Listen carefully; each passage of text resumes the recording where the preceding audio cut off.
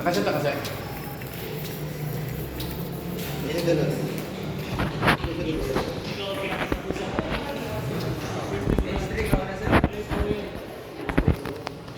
Nagulolok ka?